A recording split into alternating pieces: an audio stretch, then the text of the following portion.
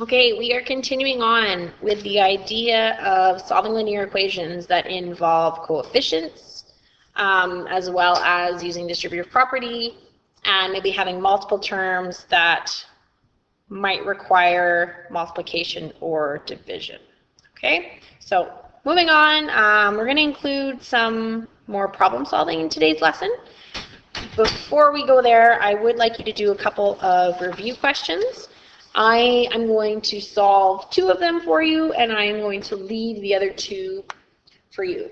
The first one is definitely a tricky question, so I'm going to do the first one with you because it might give you a bit of frustration. And then I will leave 2 of them for you to do yourself. Okay, so looking at this first one, my initial thought is to always, great, there's distributive property, no, let's divide. So I tried dividing, but when we divide them, I don't know if you noticed, we go 7.5 divided by 9.5, we get negative 0.78947, like it's gross. So that's not going to work for us because then we're going to have to round, and then we're not dealing with exact values, it's estimates, so that's not going to work. So then we do need to distribute. So let's distribute. So I do want you to notice on that one that that's not an example where division will work because you are estimating. It's the same as if you had an irrational decimal. That doesn't work for us. You need to have a terminating solution. Otherwise, we need to find a different method. So this is our different method. So negative 9.5x plus 39.9 equals 7.5. So we're going to minus 39.9 from both sides.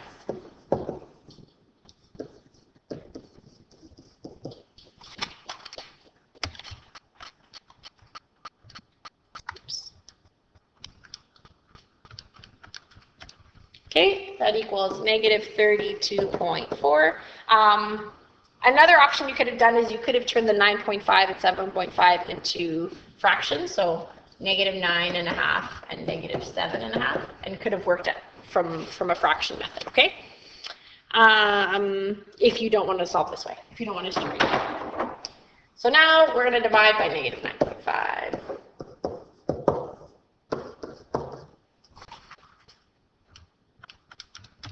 And again, we get an irrational, so we get negative 3.41, blah, blah, blah, blah, blah.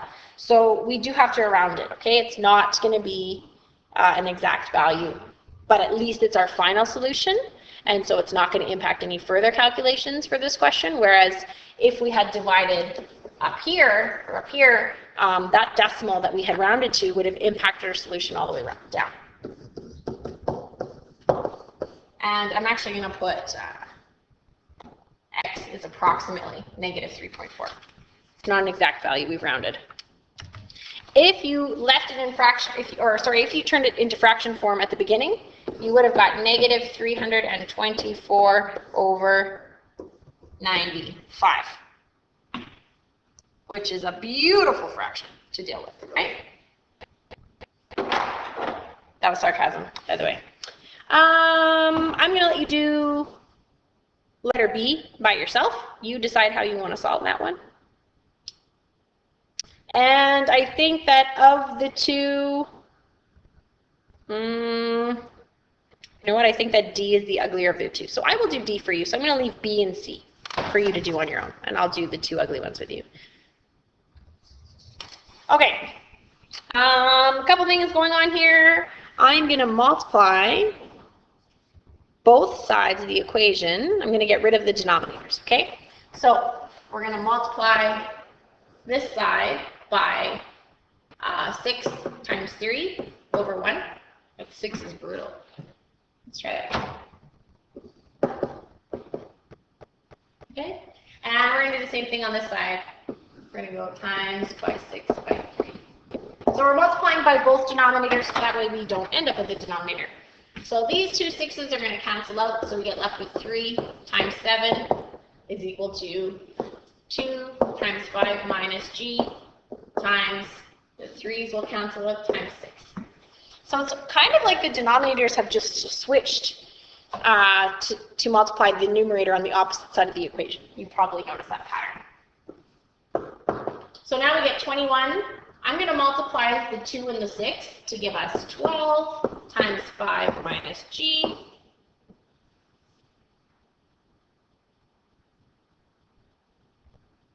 Okay. And then we distribute, because 21 divided by 12 is going to give us a fraction again. So we need to distribute. We're always looking for a way to try and not add fractions in if possible. Unless you like fractions, and then go for it. Okay. So I'm going to get rid of the 60. This is a positive 60, so we're going to minus 60 from both sides.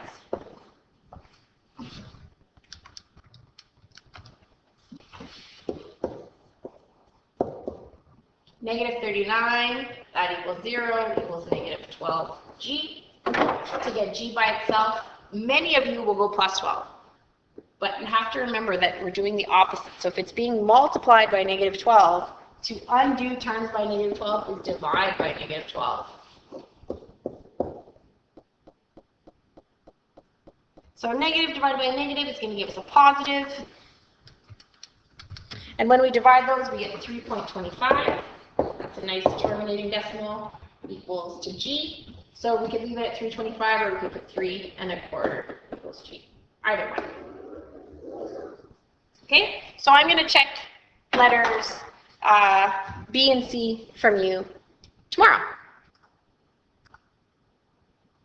So the next type of questions we're doing are going to ask, talking about the mean. So if you remember back from Math 7, we talked about mean, median, and mode. Mean is the average. Okay, just to review, if we're talking about the median, it's the middle number of a set of data, and then the mode is the one that's the most often. Just as a review, the way I remember it, mean has an E and an A, and average has E's and A's, and the other words don't. Median has an I, middle has I, average and most don't have I's, and then mode and most, they're the ones with the O's. That's how I remember it. So we want to find the mean, or we want to find the average of this data. So the way that you find the mean is the total of the data divided by the number of data. Okay, so to find the mean of these two values, we're going to find the total, so 11 plus 33, and divide it by the number. Well, there's 2 of them, so we're going to divide it by 2. So 44 divided by 2, the mean is 22. Okay, pretty easy. Same thing, if we have negatives, to find the mean, we're going to add them up. So negative 14.5 is going to be added to 6.8. We divide by 2 because there are 2 pieces of data. So then the mean is negative 7.7, right? There's more negative than positive here, so when we add them, we can think of subtracting them even. 6.8 minus 14.5. So then the mean between them is going to be negative 3.85. So that's how we find the mean. So now let's turn that into a word problem. Okay, so during the summer in Calgary, the average temperature is 17.4 degrees Celsius. That's not bad. One day, the high temperature was 18.8. What was the low? So mean is equal to the sum, or the total, divided by the number of data. In this case, we're talking about the high and the low, so we're talking about 2 pieces of data. We know the mean. The mean is 17.4 degrees. The total is going to be the high temperature plus the low temperature. We don't know what the low temperature is, so I'm going to use L to stand for the low. Okay, if your L's look like 1s, don't use L. Use a different number, or use a cursive L. And then number of data, that's going to be 2 pieces. So now we need to work backwards to figure out what L is. So I am going to times by 2 times by 2. So then we get 34.8 degrees Celsius is equal to 18.8 degrees Celsius plus the low minus 18.8 on both sides. And so the low temperature we get is exactly 60 degrees Celsius.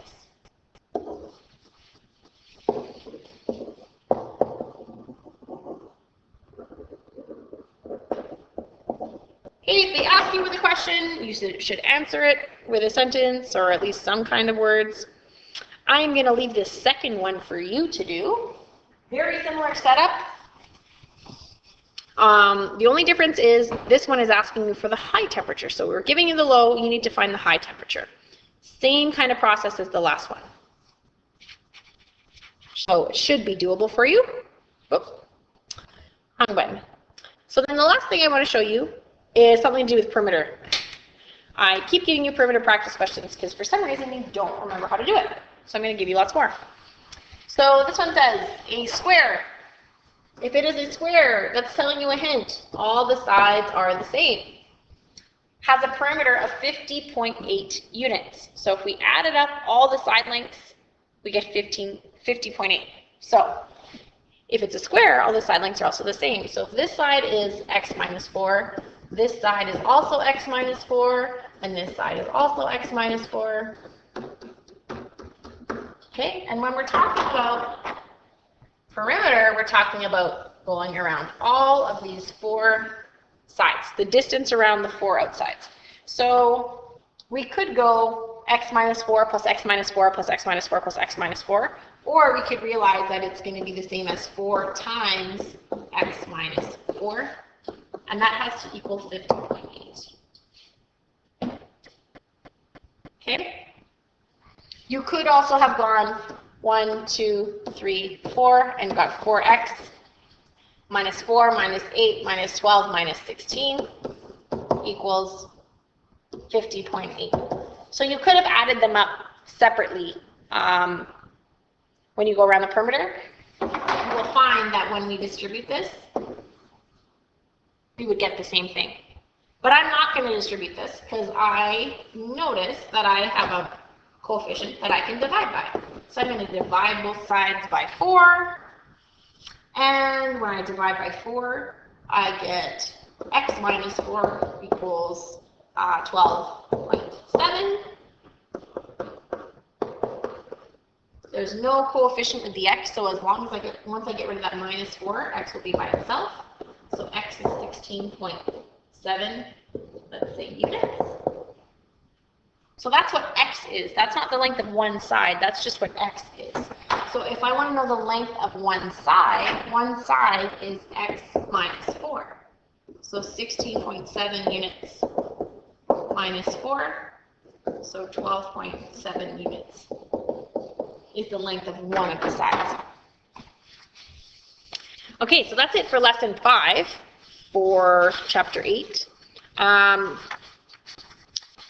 We have one more lesson of basic practice. Well, I say basic practice, but one more of equations without really crazy word problems.